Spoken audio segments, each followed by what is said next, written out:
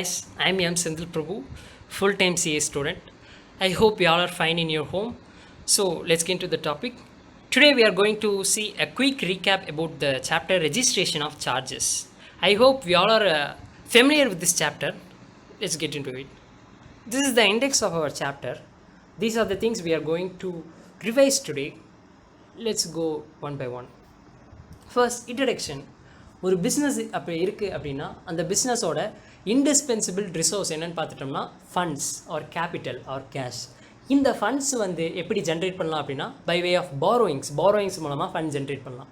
These companies will borrow funds from financial institutions or banks. But இந்த financial institutions and banks will offer loan only when it firmly believes that the loan and interest thereon will be repaid. So அதுக்காக in order to secure the loans, அவங்களோட லோன்ஸை secure பண்ணுறதுக்காக we resort to create right in the asset and property of the borrowing company which is known as charge on asset. நம்மளோட அசட்டை செக்யூரிட்டியாக அவங்களுக்கு create பண்ணி கொடுத்துட்டு நம்ம loan வாங்கிக்குவோம். That is called as secured loans எப்படின்னா சார்ஜ் க்ரியேட் பண்ணுறது மூலமாக அந்த லோன் செக்யூர் ஆகிருக்கு அப்படின்னு நம்ம தெரிஞ்சுக்கலாம். Next, what is a charge? Section 216 of the Companies Act சார்ஜ்னா என்ன அப்படிங்கிறத டிஃபைன் பண்ணியிருக்காங்க. சார்ஜ்னா என்ன? It is an interest or lien created on property asset of the company or any of its undertaking or both as security and includes a mortgage. இதுதான் charge. Next, types of charge என்னென்ன இருக்குது? 2 types, fixed and floating charge. As the name states, fixed charge எதில் create பண்ணுவாங்கன்னா fixed asset மேலே, while floating charge fluctuating asset மேலே. Fixed asset maybe மிஷினரியாக இருக்கலாம், land and பில்டிங்காக இருக்கலாம், எக்யூப்மெண்ட்டாக இருக்கலாம், etcetera. While floating charge fluctuating அசெட்ஸ்னாலே that frequently changes its nature. அதாவது raw materials, finished products, work in progress etcetera, அதெல்லாம் fluctuating assets. Fixed charge create பண்ண அசெட்டை we cannot sell without the consent of the charge holder, because once the charge is created in the favor of the charge holder, he has the right over the asset. So even though the possession of the asset remains with the company, நம்ம கிட்ட அதை செல் பண்ணுறதுக்கான right கிடையாது. Floating சார்ஜோட main nature என்னென்னு பார்த்துட்டிங்கன்னா, இப்போ raw material எடுத்துட்டிங்கன்னா அதோட மெயின் பர்பஸ் என்ன? அதை ப்ரொடக்ஷனில் இன்வால்வ் பண்ணி அதை ஃபினிஷ்டு குட்ஸாக மாற்றி அதை சேல் பண்ணுறதுக்காக தான் ரா மெட்டீரியலோட பர்பஸ். ஸோ இதுக்காக நம்ம பர்மிஷன் வாங்கணும்னு அவசியம் இல்லை. நம்ம ஃபிக்ஸ்டு சார்ஜ் எப்படி க்ரியேட் ஆகுதுன்னு பார்த்துட்டோம்னா by way of mortgage or deposit of title deeds. Whereas floating charge is created by way of hypothecation or lien. Fixed charge எப்போ வெக்கேட் ஆகும் அப்படின்னு பார்த்துட்டோம்னா, நம்ம லோன் எப்போ ஃபுல்லாக ரீபேட் பண்ணுறோமோ அப்போது fixed charge will get vacated. Whereas floating charge remains dormant until it becomes fixed or crystallises. எப்போ ஃப்ளோட்டிங் சார்ஜ் கிறிஸ்டலைஸ் ஆகும்? Under 4 circumstances. என்னென்னு பார்த்துட்டோம்னா, when the terms and conditions of the charge is broken, அதாவது terms and கண்டிஷன்ஸை நம்ம மீறிட்டோம் அப்படின்னா அது கிறிஸ்டலைஸ் ஆகும். Or when the company ceases to continue its business, or when the company goes into liquidation, or அந்த creditor அவரோட ரைட்ஸை enforce பண்ணாரு அப்படின்னா the floating charge will become fixed or gets crystallized. Now பார்த்துட்டோம்னா duty to registration of charge. இப்போ ஒரு charge இருக்குது அப்படின்னா அது எதுக்காக ரெஜிஸ்டர் பண்ணணும்? ஒரு சார்ஜ் நம்ம ரெஜிஸ்டர் பண்ணலைன்னா ஒரு கம்பெனி ஆல்ரெடி சார்ஜ் கிரியேட் பண்ண அசட்டை சேல் பண்ணவோ இல்லை அகெயின் த சேம் அசட்டை வச்சு ஃபர்தர் பாரோ பண்ணுறதுக்கோ வாய்ப்பு இருக்குது. இந்த மாதிரி ஃப்ராடுலண்ட் ஆக்டிவிட்டீஸ் எல்லாம் தடுக்கிறதுக்காக section 77 made a provision to register a charge. சார்ஜை யாரெல்லாம் ரெஜிஸ்டர் பண்ணலாம்? ப்ரைமரி டியூட்டி கம்பெனியோடது. நெக்ஸ்ட் சார்ஜ் ஹோல்டர் ரெஜிஸ்டர் பண்ணலாம். Next by purchaser. ஃபர்ஸ்ட்டு நம்ம ரெஜிஸ்ட்ரேஷன் பை கம்பெனிஸ் என்னென்னு பார்க்க போகிறோம். ஒரு கம்பெனியோட ப்ரைமரி டியூட்டி சார்ஜ் கிரியேட் பண்ணுறது அந்த கம்பெனியோட primary duty, regardless of whether the charge is made inside or outside India on tangible or intangible assets. And the asset inside India or outside India, wherever it may be situated, it has to register the charge within 30 days of creation. It is the primary duty of the company. In case if the company fails to register the charge within 30 days, the charge holder can take the initiative to register the same. இன்னொரு case பார்த்துட்டோம் அப்படின்னா, ஏற்கனவே charge register பண்ணுற அசட்டை இன்னொரு company வாங்குறாங்க அப்படின்னா அந்த buying company, that acquiring company has to register the charge again. இதெல்லாம் நம்ம செக்ஷன் 78 79 பார்க்கும்போது கொஞ்சம் ப்ரீஃபாக பார்ப்போம். Now how to register a charge எப்படி ரெஜிஸ்டர் பண்ணணும்? சார்ஜை ரெஜிஸ்டர் பண்ணுறதுக்கு the particulars of the charge in form CHG 1 or 9 and a copy of instrument creating the charge signed by the company and the charge holder shall be filed with the registrar within 30 days of creation of charge along with the prescribed fee. நம்ம ஒரு filing பண்ணுறோம் அப்படின்னாலே we have to do it in a prescribed form and in a prescribed manner. அப்படிப்பட்ட prescribed form தான் CHG 1 and CHG 9. CHG 9 வந்து borrowing through debentures மூலமா borrow பண்ணோம்னா CHG 9 use பண்ணணும். other than debenturesனா CHG 1 and a copy of instrument creating the charge. நம்ம charge create பண்ணும்போது ஒரு instrument use பண்ணி கிரியேட் பண்ணியிருப்போம். அந்த இன்ஸ்ட்ருமெண்ட்டும் நம்ம ஃபைல் பண்ணணும் டு த ரெஜிஸ்டர். இது எப்போது 30 டேஸ்க்குள்ளே பண்ணணும். இப்போது நம்ம ஒரு இன்ஸ்ட்ருமெண்ட்னு பார்த்தோம். அந்த இன்ஸ்ட்ருமெண்ட்டை வெரிஃபை பண்ணணும். அந்த இன்ஸ்ட்ருமெண்ட்டை அண்டர் 2 கேசஸில் வெரிஃபை பண்ணணும். என்னென்ன 2 கேசஸ்னால், அந்த property situated outside India, அதாவது wholly situated outside India. Second case வந்து in case property situated inside India whether wholly or partly. நம்ம ஃபஸ்ட் கேஸ் பார்க்குறோம். solely situated outside India அப்படின்னா அந்த instrument must be verified by a certificate issued either under the common seal of the company. Company கிட்ட common seal இருந்ததுன்னா under the common seal issue பண்ணியிருந்தா it can be verified, or under the hands of a director or company secretary of the company or authorized officer of a charge holder, or under the hand of some person other than the company who is interested in the mortgage or charge. இந்த மூணுல any one we can adapt to verify the instrument. Now in case the property is situated inside India அப்படின்னா the instrument must be verified by a certificate issued under the hands of directors or company secretary of the company or an authorized officer of the charge holder. Through this ways we can verify this instrument. Now extension of time limit. We know that the company's second ordinance 2019 was in operation with effect from 2/11/2018. அப்போது 2/11/2018க்கு முன்னாடியும் charge create பண்ணியிருப்பாங்க, 2/11/2018க்கு ஆஃப்டரும் charge create பண்ணியிருப்பாங்க. இப்போது first before 2/11/2018 create பண்ண சார்ஜஸ்லாம் எப்போ register பண்ணணும்னு பார்க்க போகிறோம். Register charges within 30 days. அதாவது 2/11/2018க்கு முன்னாடி சார்ஜ் கிரியேட் பண்ணியிருந்தாங்க அப்படின்னா original time period for registration of charge is 30 days. இப்போது அந்த 30 டேஸ்க்குள்ளே கம்பெனி வந்து ஃபைல் பண்ணலை அப்படின்னா further from within the 30 days from the date on which the charge was created with the payment of additional fee, the charge has to be registered. If not, அந்த 300 டேஸ்லேயும் register பண்ணலை அப்படின்னா further இந்த transition ப்ரொவிஷனில் என்ன சொல்கிறாங்க அப்படின்னா 2/11/2018 6 monthsக்குள்ளேயாச்சும் register பண்ணணும் with the payment of additional fee. இங்கே we have to note that the additional fee may differ according to the classes of different types of companies. It will not be same to all the classes of companies. Now, provisions after 2/11/2018. Here also the same. First original period வந்து 30 days தான். 30 daysக்குள்ள company has to register its charge. If not in 30 days, register within 60 days of creation. Charge create பண்ணி 60 daysக்குள்ள நம்ம register பண்ணணும். That is further 30 days with the payment of additional fee. Even if it not was registered in the next 60 days, it has to be registered within 120 days of creation with the payment of ad valorem fee. Ad valorem fee is nothing but a certain rate in the value of charge. Next என்ன பார்க்க போகிறோம்னா procedure for extension. இப்போ இந்த extension பார்த்தோம். இந்த எக்ஸ்டென்ஷனை எப்படி avail பண்ணலாம் அப்படின்னு இப்போ பார்க்க போகிறோம்.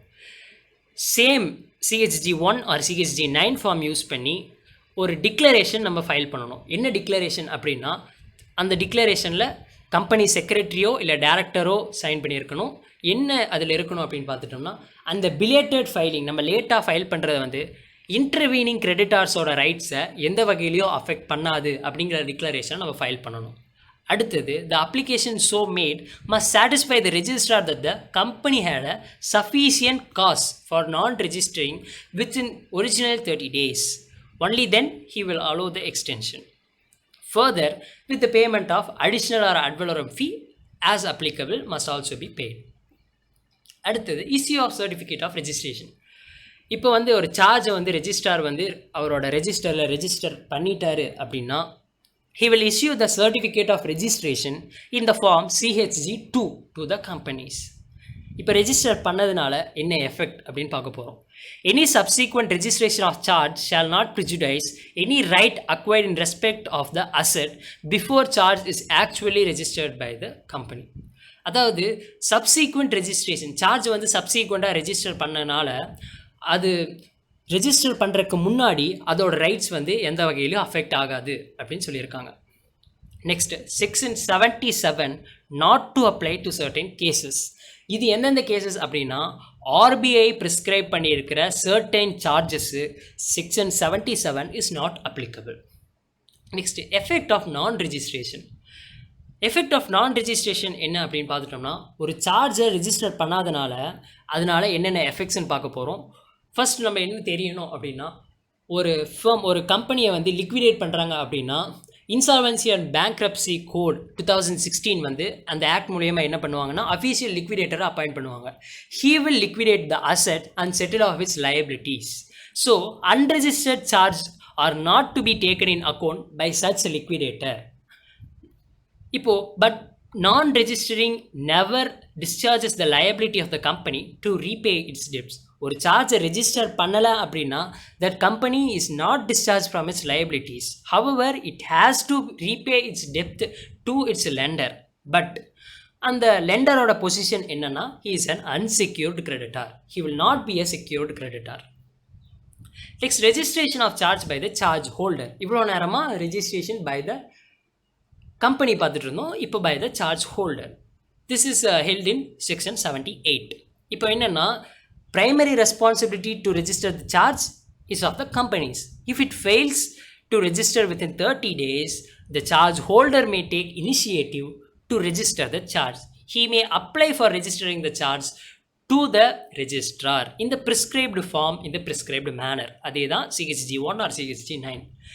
இந்த செக்ஷன் 78க்கும் செக்ஷன் 79க்கும் provisions in section 77 will be equally applicable. On the receipt of application, the registrar shall give a notice to the company if no objection is received. It may allow such registration within 14 days after giving notice to the company on payment of prescribed fee. அந்த notice வந்து கம்பெனிக்கு கிடைச்ச 14 daysக்குள்ளே it has to show its objection to for such registration. அந்த objection வந்து it should be a good cause. எதனால் வந்து அது register பண்ணக்கூடாது அப்படிங்கிறத சஃபிஷியன்ட் காஸ் அதில் இருக்கணும். இல்லை அந்த 14 daysக்குள்ளே கம்பெனியே ரெஜிஸ்டர் பண்ணிட்டாங்கன்னா the registrar will not register it again. However, no registration be allowed if the company registers the charge itself or shows sufficient cause why such charge should not be registered within 14 days. இப்போது 30 days expiry ஆயிடுச்சு அப்படின்னாலே நம்ம further 30 daysக்குள்ளே register பண்ணணுன்னாலே நம்ம additional ஃபீ பே பண்ணணும். இங்கே வந்து that additional fee will be paid by the charge holder. In that case the additional fee paid by the charge holder can be recovered from the company. Next section 77 to apply in certain matters. நான் அப்ளையாக சொன்ன மாதிரியே section 77 வந்து section 79க்கும் apply ஆகும். First section 79லேயே A and பின்னு இருக்குது. ஃபஸ்ட்டு சப்செக்ஷன் என்னென்னா company acquiring property subject to a charge. B பார்த்துட்டோம்னா மாடிஃபிகேஷன் ஆஃப் சார்ஜ். ஏல வந்து if a property in which a charge is already registered is sold with the consent of the charge holder, it shall be the acquirer's duty to register the charge.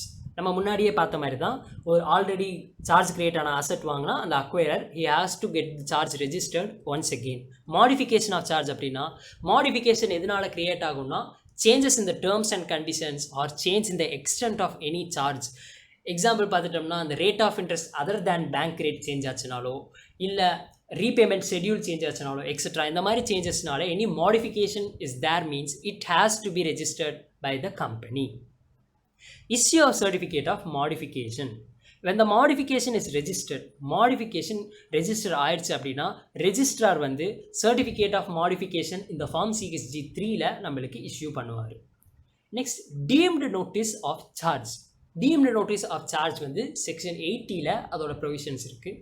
இது என்ன சொல்லுது அப்படின்னு பார்த்துட்டோம்னா நம்ம once the charge வந்து நம்ம section 77 ப்ரொவிஷன்ஸை comply பண்ணி நம்ம ஒரு சார்ஜ் ரெஜிஸ்டர் பண்ணிட்டோம் அப்படின்னாலே from the date of registration it becomes publicly available. அதாவது இப்போது ஒரு ரெஜிஸ்டர் பண்ணிட்டோம் அப்படின்னாலே it will be publicly available through MCA portal. MCA போர்ட்டலில் யார் வேணாலும் he can get the details about the company. So when charge gets registered, it shall be deemed to have the notice of the charge from the date of its registration. இப்போ if anyone enters into the transaction without making any enquiry and later on suffers loss because of charge, he cannot hold the company liable. அந்த person வந்து charge create பண்ணியிருக்காங்க, அதை ரெஜிஸ்டரும் பண்ணியிருக்காங்க, அதை வந்து அவர் enquire பண்ணாமல் போய் அந்த அசட் மேலே அவர் எனி கான்ட்ராக்ட் வந்து க்ரியேட் பண்ணுறாரு அப்படின்னா அந்த சார்ஜ் மூலயமா அவருக்கு வர லாஸை கம்பெனிக்கிட்டேருந்து he cannot get the loss from the company.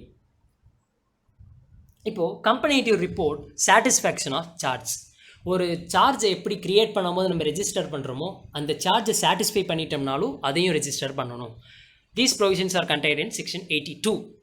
Intimation regarding satisfaction of charge. An early registered charge, when satisfied, has to be intimated to the registrar to the form CHG4. அதுவும் 30 days satisfy பண்ணி 30 daysக்குள்ளே it has to be intimated to the registrar. Suppose இப்போ இந்த original 30 daysல நம்ம intimate பண்ணலை அப்படின்னா further from the date of சாட்டிஸ்ஃபேக்ஷன்லேருந்து 300 daysக்குள்ளே நம்ம இன்டிமேட் பண்ணணும் on an application by the company or the charge holder on payment of prescribed additional fee. Next, notice to holder of charge by registrar. இப்போ வந்து கம்பெனி வந்து ரெஜிஸ்ட்ராருக்கு இன்டிமேட் பண்ணுறாங்க that the charge has been satisfied. அப்போ registrar என்ன பண்ணுவார் அப்படின்னா he will send a notice to the holder of charge. 14 daysக்குள்ளே அந்த holder of charge has to show a sufficient cost why such satisfaction should not be registered. இப்போ ஒரு 14 daysக்குள்ளே எதுவுமே சொல்லலை அப்படின்னா the registrar will order entering the memorandum of satisfaction in the register of charges. No notice is required to be sent. இப்போது அந்த CHG4 ஃபார்மை வந்து ரெஜிஸ்ட்ராருக்கு சப்மிட் பண்ணும்போது சார்ஜ் ஹோல்டரோட சிக்னேச்சர் அதில் இன்க்ளூட் ஆயிருந்தது அப்படின்னா no notice shall be sent to the charge holder. Next, issue of certificate. இது என்ன சர்டிஃபிகேட்னா மெமோரண்டம் ஆஃப் சாட்டிஸ்ஃபேக்ஷன் ஆஃப் சார்ஜை ரெஜிஸ்டர் பண்ண certificate. In case the registrar enters the memorandum of satisfaction of charge in full, he shall issue a certification of charge. எந்த ஃபார்மில்? CHG5ல. Power of registrar. ரெஜிஸ்ட்ராருக்கு ஒரு பவர் இருக்குது. அது என்ன அப்படின்னு பார்த்துட்டோம்னா if he even not received any intimation from the side of the company or the charge holder, he himself can record the memorandum of satisfaction of charge. அதுக்கு அவருக்கு சில எவிடன்ஸ் இருக்கணும். அந்த எவிடன்ஸ் என்னென்ன ஸ்டேட் பண்ணணும் அப்படின்னா the debt has been satisfied in part or full, the part of property has been released from charge or has been ceased to form part of the company's undertaking.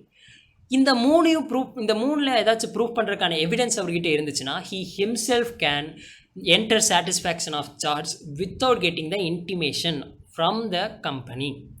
But in turn 30 daysக்குள்ளே அவர் memorandum of satisfaction register பண்ணி 30 daysக்குள்ளே he has to intimate it to the charge holder as well as the company.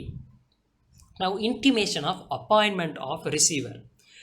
In case a person வந்து obtains an order for appointment of a receiver or a person to manage the property subject to a charge, or if a person appoints such receiver under any power contained in any instrument, அதாவது ஒரு receiver of the அசெட்டையோ இல்லை ஒரு manager of the property subject to சார்ஜையோ appoint பண்ணாங்க அப்படின்னா அந்த person வந்து கம்பெனிக்கும் ரெஜிஸ்டருக்கும் ரெஜிஸ்ட்ரார்கிட்டையும் 30 daysக்குள்ளே அந்த இன்ஸ்ட்ருமெண்ட்டோட காப்பியை சப்மிட் பண்ணணும், இன்டிமேட் பண்ணி சப்மிட் பண்ணணும். இன்டர்ன் அவர் 30 daysக்குள்ளே ரெஜிஸ்டர் ரிசீவ் பண்ணிட்டார் அப்படின்னா he will register the particulars of the receiver on the payment of a prescribed fee. Suppose in case வந்து அந்த person வந்து he ceases to be a receiver or manager, he has to intimate it to the registrar the same so that the registrar will remove his name from the register. Now, punishment for contravention. Section 86ல சொல்லியிருக்காங்க. If any of the company contravenes any of the provisions அதாவது நம்ம இவ்வளோ நேரம் பார்த்த provisions, அதாவது creation of charge, modification of charge, satisfaction of charge, இது எதுலேயுமே அவன் கான்ட்ரிபியூன் ஏதாச்சும் ஒன்றில் கான்ட்ரிபியூட் பண்ணியிருந்தா கூட the punishment shall be as under. கம்பெனிக்கு என்ன பனிஷ்மெண்ட் அப்படின்னு பார்த்தீங்கன்னா, it will B punishable with a fine from 1 lakh rupees to 10 lakh rupees, while every defaulting officer shall be imprisoned up to 6 months and or punishable with a fine from 25,000 rupees to 1 lakh rupees. இப்போ any person who willfully furnishes தெரிஞ்சே false statement or suppresses any important facts, then he is liable under the action of fraud under section 447. கடைசி provision, rectification by central government in register of charge. Central கவர்மெண்ட்டுக்கு ஒரு power இருக்குது. The central government may allow the company to make rectifications in the register of charge. அது எப்போ அப்படின்னா, the central government may, on application filed in Form CHG 8 in accordance with Section 87, may direct rectification of omission or misstatement. In the omission or misstatement must be made unknowingly or due to inadvertence. Knowingly make பண்ணியிருந்தோம்னா அது ஃப்ராடில் போயிடும். Section 447 will be applicable for that. But if it is made due to inadvertency or unknowingly the omission was made, then it may direct rectification of such omissions of any particulars in any filing previously recorded with the register with respect to the charge or modification or satisfaction or any other made in pursuance of section 82 or 83. அடுத்தது, direct extension of time for satisfaction of charge if such filing is not made within 300 days. நம்ம பார்த்தோம், first original period 30 டேஸ்க்குள்ளே சாட்டிஸ்ஃபேக்ஷனை வந்து நம்ம register பண்ணணும். Suppose முடியல, fail பண்ணிட்டாங்க அப்படின்னா 300 டேஸ்க்குள்ளே பண்ணணும். 300 டேஸ்க்குள்ளேயும் பண்ண முடியாமல் ஒரு சஃபிஷியன்ட் காசு அவங்க ஸ்டேட் பண்ணாங்க அப்படின்னா central government May direct extension beyond the 300 days. அந்த 300 டேஸ்க்குள்ளே the company can register it's satisfaction. That's all friends. I hope the registration of charges would have been registered in your minds. Thank you.